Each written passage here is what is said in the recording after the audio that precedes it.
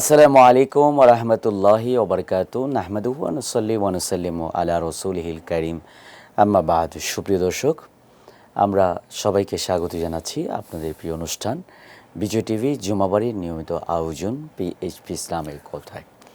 দর্শক, আমরা আজকে এমন একজন ব্যক্তিকে নিয়ে আলোচনা করব, এমন একজন ব্যক্তির কথা আজ এই অনুষ্ঠান থেকে বলবো, যার ইম্প্যাক্ট, যার অবদান, যার ভূমিকা ইসলামের জন্যে, এই উপমহাদেশের মুসলমানদের জন্যে এত বেশি, এবং উপমহাদেশের মুসলমানরা তাকে নিজেদের সাথে এত বেশি কানেক্ট করতে পারে।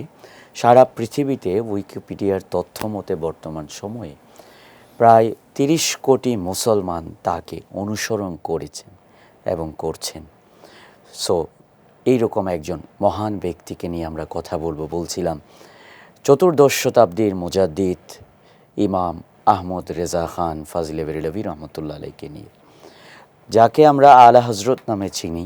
আলা হজরত রহমতুল্লাহ আলাই এক নামে পরিচিত ইমাম আহমদ রেজা খান ফাজিলে বেরেলভী রহমতুল্লাহ আলাই, তিনি কেন আমাদের এই জীবনের সঙ্গে প্রাসঙ্গিক, কেন তার আলোচনা আমাদের জীবনে দরকার, কেন তার আদর্শের বাস্তবায়ন প্রত্যেকটা সমাজের প্রত্যেকটা আনাচে কানাচে আজকে ছড়িয়ে পড়েছে, তার পিছনে কি কারণ, সে কারণগুলো নিয়ে আমরা ব্যাখ্যা করব ইনশাআল্লাহ।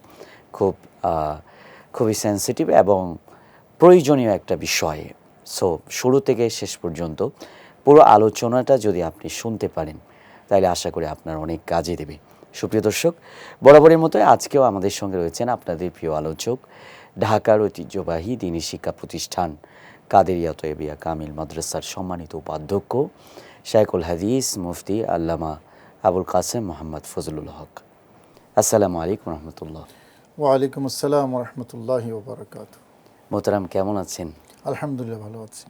ইমাম আহমদ রেজা খান ফাজিলে বেরেলভী রহমতুল্লাহ আলাই উপমহাদেশের মানুষের কাছে যিনি আলা হজরত নামে পরিচিত, তার ইম্প্যাক্টের কথা যদি আমরা আলোচনা করি, এই মুসলিম উম্মার উপর যেই কয়েকজন ব্যক্তির ইম্প্যাক্ট লাস্ট 1000 বছরে অনেক বেশি পাওয়ারফুলভাবে আছে, নিঃসন্দেহে ইমাম আহমদ রেজা খান ফাজিলে বেরেলভী রহমতুল্লাহ তাদেরই একজন।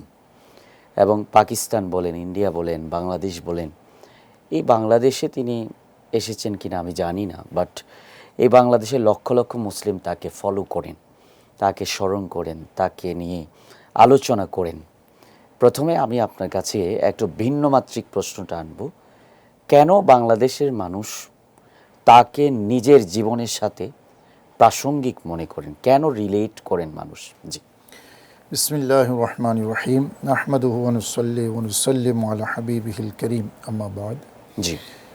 ইমাম আহমদ রেজা, যাকে সবাই আলা হজরত নামে চেনে, শুধু পাক ভারত উপমহাদেশে নয়, সমানভাবে আরব বিশ্বে এবং ইউরোপের অনেক জায়গায় এই মহান মনীষীর জীবনী নিয়ে, তার রচনা নিয়ে, তার খেদমত নিয়ে আলোচনা হচ্ছে এবং গবেষণা হচ্ছে।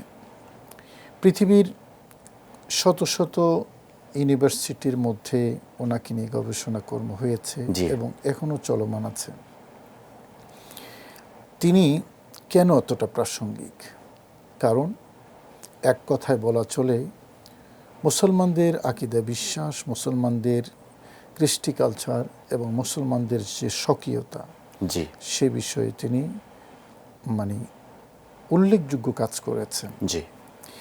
এবং তার রচনার মধ্যে এমন অনেক অনেক গবেষণার বিষয় গবেষকগণ খুঁজে পান, যা এত সহজ করে এবং এতটা গভীরতার সাথে অন্য কোথাও হয়তো পাওয়া যায় না। সে কারণেই গবেষক যারা, তারা এখানে ডুব দেন। বিষয়টা হলো, আল্লাহ পাক রব্বুল আলামিন আহকামুল হাকিমিন আল্লাহর দ্বীনের খেদমতের জন্য, কোরআন এবং সুন্নাহর খেদমতের জন্য কিছু মানুষকে নির্বাচিত করেন এবং তাদেরকে বিশেষ অনুগ্রহ দেন। তারা নিজেদের সারা জীবন সেই জায়গায় ওয়াকফ করেন এবং মানুষকে সঠিক পথের দিশা দেন। আলা হযরত যাকে আমরা বলি, তিনি সেরকম একজন বড় মাপের মনীষী, একজন আল্লাহর ওলি ছিলেন, একজন স্কলার, একজন লেখক। গবেষক। লেখক তো অনেকেই কিতাব লিখেছেন, তার সময়কার বড় বড় লেখকরা ছিলেন, তারাও কিতাব লিখেছেন। অনেক স্কলার ছিলেন, তারাও ইলমের খেদমত করেছেন। বাট ওই সময় এবং তার আগে পরের সময় আলা হজরত রহমতুল্লাহ আলাই লেখালেখি বলেন, স্কলার হিসেবে বলেন, কোন জায়গায় তিনি অন্যদের চাইতে আলাদা? দেখুন, লেখালেখি আলা হজরতের একটা দিক, জি, এবং অবশ্যই বড় দিক। লেখালেখি ছাড়াও আলা হজরতের সামাজিক অবস্থান এবং আলা হজরতের যেই রাজনৈতিক দর্শন, ওনার জীবন, জি, ব্যক্তি জীবন থেকে শুরু করে সবটা যে অনুকরণীয়। আলা হজরত কেন লেখক হিসেবে অনন্য, তার কারণ হলো একটু আগে আমি যেটা বললাম, সমসাময়িক যুগে বা আগে পরে অনেকেই লিখেছেন, জি, কিন্তু আলা হজরতের যেই লেখার যে ধরন এবং লেখার যে গভীরতা, এটা কিন্তু অনন্য। জি, অনন্য কেন আমি বলি, দেখুন, আদ-দাওলাতুল মাক্কিয়া বিল মাদ্দাতিল গায়বিয়া, এটা ইলমে গায়েবের উপর একটা কিতাব, যেটা হারেম শরীফে বসে তিনি লিখেছেন, এবং সেখানে হজে গিয়েছেন, কিতাবপত্র তো আর সাথে নেই, যা ছিল তাই লিখেছেন। এই যে সেখানে বসে তিনি যেই গভীরতার সাথে, যেই যুক্তি দিয়ে কিতাব লিখেছেন, যদি ওনার সেই সময়ের মানে কিতাব থেকে আলাদা এই পরিস্থিতি বিবেচনা করে কেউ যদি এই একটা কিতাব পড়ে, তাহলে দেখা যাবে এই সাবজেক্টের উপরে এখানে যেই তথ্য আছে, এই তথ্য ভাণ্ডার আগের আমার দেখায়, আমার এই সীমিত জ্ঞানে, মানে এমন এমন কিছু তথ্য আছে যেগুলো পূর্বে লিখিত এই বিষয়ে টপিকসের উপর ছিল না, পাওয়া যাবে না। সুবহানাল্লাহ। তো এই যে একটা গভীরতা, এবং তিনি আমরা সাহিত্য যখন পড়ি তখন সহজ সরল করে, সুন্দর করে এভাবে সাজানো গোছানো, তিনি 10 পৃষ্ঠার একটা লেখাকে 1 পৃষ্ঠার মধ্যে মানে এটাকে অ্যাকোমোডেট করার ভাষা দিয়ে, এই নবী করিম সাল্লাল্লাহু আলাইহি সাল্লামের ফয়েজ বলতে পারি। তিনি জামিউল কালিম, ওনার কথা অল্প বলতেন, বাট আল্লাহ রাসূল সাল্লাল্লাহু আলাইহি ওয়াসাল্লাম অল্প কথার মধ্যে অনেক বিশাল কিছু বুঝিয়ে দিতেন। তো এই গুণটা হয়তো আল্লাহ রাসূলের একজন একনিষ্ঠ উম্মত হিসেবে তিনি পেয়েছেন। আমি আপনার কাছে এই জায়গায় একটা বিষয়, এটা আরেকটু এক্সপ্লেইন করবেন, কিভাবে তিনি অল্প বিষয়কে, অল্প শব্দের মধ্যে অনেক বড় বিষয়কে তুলে ধরেছেন, সেরকম কিছু নমুনা যদি তুলে ধরতেন। দেখেন, আমরা ওনার যে বিখ্যাত কিতাব আল ফাতাওয়া আর-রাদবিয়া, ওটার পুরো নাম আল আতায়া আন-নাবাবিয়া ফিল ফাতাওয়া আর-রাদবিয়া, এই কিতাবটা, এটা একটা খণ্ড আমার সামনে আছে, এটা এই 12 খণ্ড পুরাতন এডিশন, মানে মূল এডিশন 12 খণ্ড। এখন যেটা এটাকে আপনার কি বলে তখরিজ করে যেটা বের করেছে 32 খণ্ড। এই কিতাবটা, এখানে আপনার ফতোয়ার যে বিষয়গুলো, সে ফতোয়ার বিষয়গুলো আলা হজরত মানে উর্দু ভাষায় একটা, কখনো আপনার তাফসিরের আপনার ইস্তেফাদা করেছেন, কখনো হাদিস থেকে, কখনো উসুল হাদিস থেকে, কখনো ফিকহের কিতাব থেকে, কখনো বালাগাত থেকে, কখনো মান্তিক থেকে, এই সবগুলো একসাথে এনে তিনি আপনার কিতাব লিখতেন। অর্থাৎ একটা ফতোয়া দেওয়ার জন্য, এখান থেকে এই ফতোয়াটাকে সমৃদ্ধ করার জন্য, মানে অথেন্টিসিটি প্রমাণ করার জন্য যেখান থেকে তথ্য আনা দরকার তিনি ঠিক সেখান থেকে এনেছেন। এবং বৈশিষ্ট্যটা যে জায়গায়, সেটা হলো তিনি মূল জায়গাটায় খুব সংক্ষেপে তিনি সেই বিষয়টা লিখেছেন, যেটাকে হয়তো আপনি এক্সপ্লেইন করলে অনেক বেশি আপনার 1 পৃষ্ঠাটা 10 পৃষ্ঠা হবে। মোহতারাম, খুব সুন্দর আলোচনা করছেন। আসলে আল্লাহ হযরত রাহমাতুল্লাহ আলাইহি নিয়ে আমাদের আরও অনেক কিছু জানার আছে, শুনবার আছে, ইনশাআল্লাহ আমরা শুনবো। আমাদের এই পর্যায়ে একটি বিরতি নিতে হচ্ছে। সুপ্রিয় দর্শক, আপনাদের প্রিয় অনুষ্ঠান পিএইচপি ইসলামের কথা থেকে আমরা এই পর্যায়ে নিচ্ছি ছোট্ট একটা বিরতি। ফিরে আসছি অল্প কিছুক্ষণের মধ্যে, আমাদের সঙ্গে থাকুন।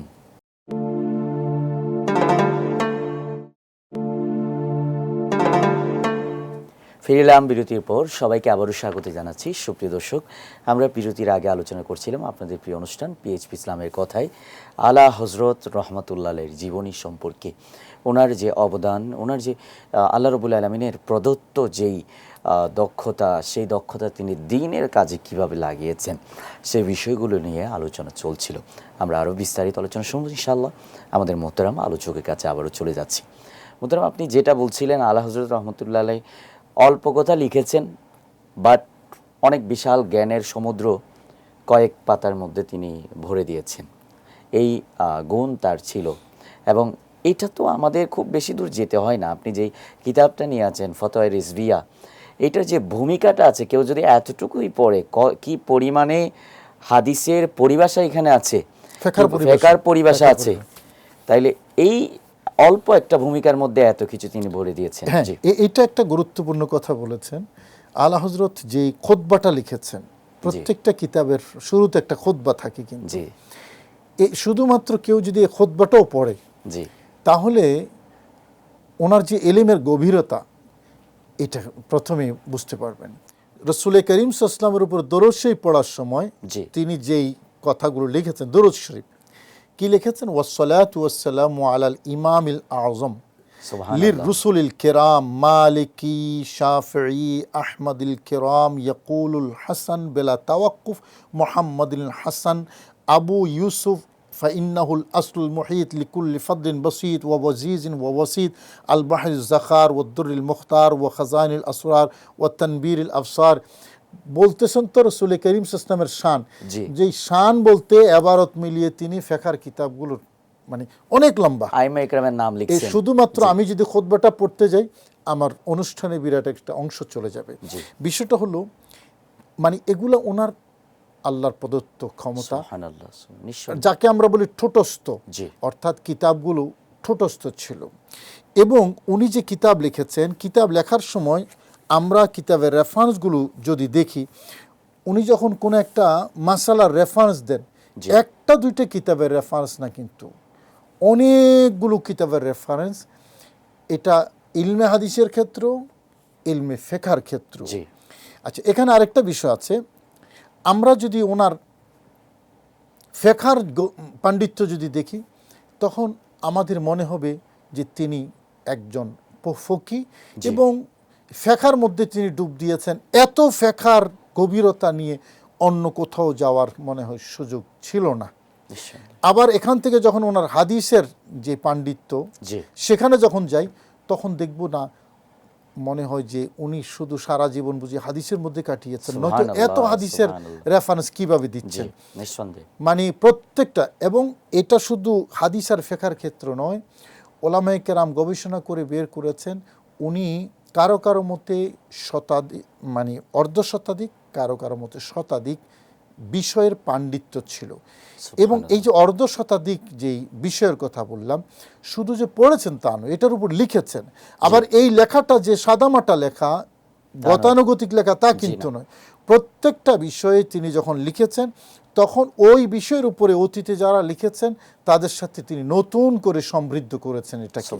এবং ওই প্রত্যেকটা বিষয়ে যখন আমরা ওনাকে দেখব, তখন আমাদের কাছে মনে হবে যে তিনি বুঝি এই বিষয়ের ইমাম। মান্তিকের কিতাব দেখলে মনে হবে যে উনি মান্তিকের ইমাম। ইলমে জফরের কিতাব দেখলে মনে হবে যে উনি ইলমে জফরের ইমাম। ইলমে ফিকহের ক্ষেত্রে দেখলে মনে হবে উনি ইলমে ফিকহের ইমাম। তাসাউফের ক্ষেত্রে উনি তাসাউফের ইমাম। হাদিসের ক্ষেত্রে একজন বিরাট মুহাদ্দিস তিনি। তো এইরকম আকায়েদের ক্ষেত্রে তিনি মনে হবে যে ইমাম তাহাবির মতো একজন ইমাম। এইরকম মানে অর্ধশতাধিক বিষয়ে কিতাব লিখেছেন। আচ্ছা, এখানে শুধু আমরা এতক্ষণ শুধু ধর্মীয় রিলিজিয়াস বিষয় নিয়ে আলোচনা করেছি, কিন্তু না, আলা হজরত জ্ঞান বিজ্ঞানের যেই শাখা প্রশাখা আছে, সেই জ্ঞান বিজ্ঞানের ফিজিক্স, কেমিস্ট্রির মতো এই সকল বিষয়ে কিন্তু ওনার পাণ্ডিত্য আছে। আমার কাছে যেটা মনে হয়েছে, আমি ওনার একটা কিতাব পড়েছি এবং এটা আমি শেষ করতে পারিনি একবারও। অনেকবার পড়া শুরু করেছি। জি এটা হলো জমিন সাকিন হে, একটা কিতাব আছে ওনার, জি জমিন সাকিন হে, মানে পৃথিবী স্থির। এটা কিন্তু মানে বৈজ্ঞানিক চলমান যে দৃষ্টিভঙ্গি, সে দৃষ্টিভঙ্গির বিপরীত। জি কিন্তু এটা তিনি মানে এত এত দলিল দিয়ে প্রমাণ করার চেষ্টা করেছেন যে পৃথিবীটা স্থির, পৃথিবী ঘুরে না। আমি বিশ্বাস করি এটা কোরআনিক তথ্য। জি কোরআন বলছে পৃথিবী স্থির, এটা হলো কোরআনের কথা। জি এখন হয়তো বিজ্ঞান এক সময় বলবে, আমি বিশ্বাস করি কোরআন সত্য জি এবং আলা হজরতের এই কিতাব সত্য এবং সঠিক। তো আমি এটার রেফারেন্স কেন দিলাম, আমি যতবারই এটা পড়া শুরু করেছি জি। এখানে বৈজ্ঞানিক কিছু পরিভাষা ব্যবহার হয়েছে যেটা আমি বুঝতে পারিনি। চমৎকার। আলা হজরতের এরকম অনেকগুলো কিতাব আছে যে কিতাবগুলো আসলে পৃথিবীর কাছে এখনো উন্মোচিত হয় নাই। আসলে সেই আলোচনাগুলোই আমরা আরো বিস্তারিত করে করতে চাই। মোহতারাম, শুনবো আপনার কাছে আবারও। আমাদের এই পর্যায়ে আরও একটি বিরতি নিতে হচ্ছে। সুপ্রিয় দর্শক, আপনাদের প্রিয় অনুষ্ঠান পিএইচপি ইসলামের কথা থেকে আমরা এই পর্যায়ে নিচ্ছি আরও একটি ছোট্ট বিরতি। ফিরে আসছে অল্প কিছুক্ষণের মধ্যে, আমাদের সঙ্গে থাকুন।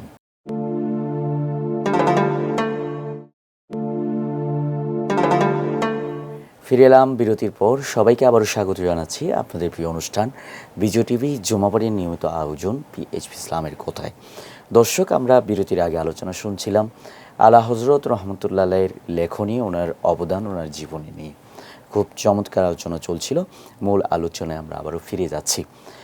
যেমনটা আপনি বলছিলেন যে আলা হজরত রহমতুল্লাহ উনি যেই সাবজেক্টে যখন বিচরণ করেছেন, মনে হচ্ছে ওই সাবজেক্টে তিনি এক্সপার্টাইজ, এবং ঠিক বিজ্ঞানের কথা বলছেন, এত বেশি বৈজ্ঞানিক পরিভাষা তার জানা ছিল এবং বৈজ্ঞানিক থিওরিগুলো জানা ছিল। সেই থিওরিগুলো প্রয়োগ করে কিন্তু তিনি কিতাবাদি লিখেছেন এবং সেই ধরনের উদাহরণগুলো আপনি দিচ্ছিলেন। জি, এই যে শুধু বিজ্ঞানের কথা বললাম, এরকম আধুনিক যে সাবজেক্টগুলো আছে, জি গণিতের একটা হিস্ট্রি বলি।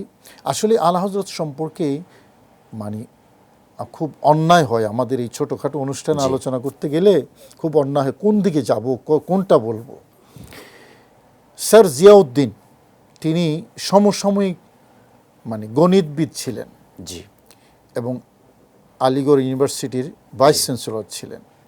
তিনি ইউরোপে লেখাপড়া করেছেন গণিতের উপরে। জি তো তিনি যে কোনো একটা গণিতের সূত্র নিয়ে তিনি খুব মুসিবতে পড়ে গিয়েছিলেন। তো প্রস্তুতি নিয়েছেন, ইউরোপ যাবেন এটার সমাধানের জন্য। তো কেউ একজন এসে বললেন, আপনি ইউরোপ যাবেন, এত দূরে একটা বিষয়ের। আমরা শুনেছি ইউপিতে, উত্তরপ্রদেশে বেরেলিতে একজন হুজুর আছে, আপনি ওনার কাছে যেতে পারেন, উনি নাকি মানে এই সকল বিষয়ে পাণ্ডিত্য আছে ওনার। তো প্রথমে নাক ছিটকেন, হুজুর আমাদের দেশে কথা আছে না, মোল্লার দর মসজিদ পর্যন্ত, হুজুরের কাছে কেন যাব? কিন্তু না, নাছোড়বান্দা বলল, না আপনি যান, গিয়ে তারপরে দেখেন। তো গিয়ে অবশেষে তিনি গেলেন। যাওয়ার পরে আলা হজরতের কাছে এই গণিতের সমস্যাটা তুলে ধরলেন, কোনো কিতাব দেখা ছাড়া, উপস্থিত একেবারে দেওয়ার সাথে সাথে আলা হজরত এটার সমাধান দিয়ে দিলেন। তো তখন স্যার জিয়াউদ্দিন তখন আফসোস করে বললেন যে আমি এবং আমরা হাজার হাজার টাকা খরচ করে ইউরোপে গিয়েছি বিশ্ববিদ্যালয়ে লেখাপড়ার জন্য, অথচ ইউরোপের একটা জীবন্ত বিশ্ববিদ্যালয় আমাদের ভারতবর্ষের মধ্যে আছে। সুবহানাল্লাহ। এটা হলো গণিতের কথা। জি তিনি গণিতে তৎকালীন সময়ের শীর্ষস্থানীয় গণিতবিদ। উনি যে সমস্যায় পড়েছেন সেটাকে সমাধান করে দিয়েছেন আলা হজরত। জ্ঞান বিজ্ঞানের প্রতিটা বিষয়ে আলা হজরতের এইরকম পাণ্ডিত্য ছিল। জি আচ্ছা, এটা তো গেল ওনার জ্ঞান বিজ্ঞানের কথা। আমরা যদি আলা হজরতের ইলমে তাসাউফের কথা, আলা হজরত একজন সুফি, আমরা আলা হজরতের যখন জ্ঞানের কথা আলোচনা করি তখন অন্য পরিচয়গুলো কিন্তু ঢেকে যায়, তাই না? তিনি আল্লাহর ওলি ছিলেন, বড় মাপের একজন ওলি ছিলেন, জি এবং অনেক অসংখ্য কারামত জি ওনার সেরকম আছে। দেখুন, আলা হজরত রহমতুল্লাহ আলের প্রধান ছাত্রদের একজন হজরতে নঈমুদ্দিন মুরাদাবাদী রহমতুল্লাহ আলী। জি তো ওনার আব্বা, ওনার নাম হলো নুজহাত। জি উনি আহলে সুন্নাত ওয়াল জামাতের বিপরীত ঘরানার নুজহাত ছিলেন। তো সন্তান নঈমুদ্দিন মুরাদাবাদী রহমতুল্লাহ আলী সবসময় বাবাকে বলতেন, বাবা আপনি একটু আমার উস্তাদের এখানে যান। বললো নেই, उसका मजाक मानी मिजाज में शिद्दत है, पठान का आदमी है, যায় না যাবে না এইভাবে করতে করতে হযরত নঈমুদ্দিন মুরাদাবাদী নাছোড়বান্দা একবার নিয়ে গেলেন। যখনই বলতেন যাওয়ার জন্য, নেই मिजाज में शिद्दत है, पठान का आदमी है, পাঠান লোক, মেজাজ গরম। জি তো নঈমুদ্দিন মুরাদাবাদী রহমতুল্লাহ আলী বাবাকে নিয়ে যাওয়ার পরে, যাওয়ার সময় বলছেন, ওখানে যাওয়ার পরে আলা হজরত যখন আসলেন, তো নুজহাত মানে আলা হজরতকে জিজ্ঞেস করছে যে তবিয়ত कैसी है, কেমন আছেন, তবিয়ত कैसी है। জি তো আলা হজরত জবাব দিচ্ছেন, क्या बोलो, मिजाज में शिद्दत है, पठान का आदमी हूँ। এই কথা বলার সাথে সাথে নুজহাত বাবায় রীতিমতো মানে আশ্চর্য হয়ে গেলেন। কিরে, যেটা আমি আমার বাড়িতে মুরাদাবাদে জি যেই কথা বলেছি, উনি এই কথা আমার সামনে বলে দিলেন হুবহু একই শব্দ। তখন উনি আবার কবি ছিলেন, কে? জি। বাবা নুজহাত, উনি কবি ছিলেন। এখানে মানে একরকম নিথর হয়ে নিজের অজান্তে মুখে মুখে কবিতা গাইলেন, কি फेरा हूँ मैं उस गली से नुज़हत, फेरा हूँ मैं उस गली से नुज़हत, जिसमें गुमराह मुफ्ती व काजी, रज़ाए अहमद उसी में समझो, जिस पे अहमद रज़ा है राजी। সুবহানাল্লাহ। এই কবিতা নুজহাত নঈমুদ্দিন মুরাদাবাদী রহমতুল্লাহ আব্বা লিখে দিলেন যে আমি ওই গলি থেকে, ওই রাস্তা থেকে ফিরে এসেছি যেখানে মুফতি এবং কাজী তারা গোমরা হয়ে আছে, এখান থেকে আমি ফিরে এসেছি। বাস প্যারা নবী রাসূল করিম সাল্লাল্লাহু আলাইহি ওয়াসাল্লামের এই সন্তুষ্টি ওখানেই আমি মনে করি যেখানে এই আহমদ রেজা সন্তুষ্ট। সুবহানাল্লাহ। এবং এটার একটা কারণ আছে, কিন্তু আহমদ রেজা যেখানে সন্তুষ্ট সেখানে প্যারা নবী সন্তুষ্ট, এটার একটা কারণ আছে। আলা হজরতের সকল যোগ্যতা মানে ইমামতের পর্যায়ে প্রত্যেক ফনে, জি প্রত্যেক বিষয়ে, তা সত্ত্বেও আলা হজরতের একটা বিষয় সকল যোগ্যতার উপরে, জি সেটা হলো তিনি যুগের নয় শুধু, তিনি মানে অনন্য তুলনাহীন একজন আশিকের রাসূল। রাইট, নিঃসন্দেহে এই পরিচয়টা অন্য সকল পরিচয়কে ম্লান করে দেয়। ম্লান বলবো না, ঢেকে রেখেছে, ঢেকে দেয়। কেন? কারণ এইরকম একজন আশিকুর রাসূল, পেয়ারা নবী রাসূল করিম সাল্লাল্লাহু আলাইহি ওয়াসাল্লামের শানে তিনি যে মানে নাতিয়া কালাম লিখেছেন, মানে আপন তো আপন বটে, যারা আলা হজরতের কট্টর সমালোচক, এবং গাছ যেটা বড় হয় রাইট এটার বাতাস বেশি লাগে, তো আলা হজরতের সমালোচক আছে জি এবং বিভিন্ন কারণে থাকে। আমরা ইমাম আজম আবু হানিফার কথা জানি, তো ওনারও সমালোচক সারা পৃথিবী জুড়ে আছে। যারা আলা হজরতের সমালোচক তারাও কিন্তু এই সকল যোগ্যতার স্বীকৃতি দেন। এজ আ আশিকের রাসূল তাকে মেনে নিয়েছেন। শুধু আশিকুর রাসূল নয়, আলা হজরতের ইলমে খেদমতের স্বীকৃতি দিয়েছেন। মোহতারাম আলা হযরত রাহমাতুল্লাহ আশিকের রাসূল হিসেবে কেমন ছিলেন, এটা নিয়ে আমাদের আরও বিস্তারিত আলোচনা দাবি রাখে। আমরা এই বিষয় নিয়ে আলোচনা শুনবো। আমাদের এই পর্যায়ে আরও একটি বিরতি নিতে হচ্ছে। সুপ্রিয় দর্শক, আপনাদের প্রিয় অনুষ্ঠান পিএইচপি ইসলামের কথা থেকে আমরা এই পর্যায়ে নিচ্ছে আরও একটি ছোট্ট বিরতি। ফিরে আসছি অল্প কিছুক্ষণের মধ্যেই, আমাদের সঙ্গেই থাকুন।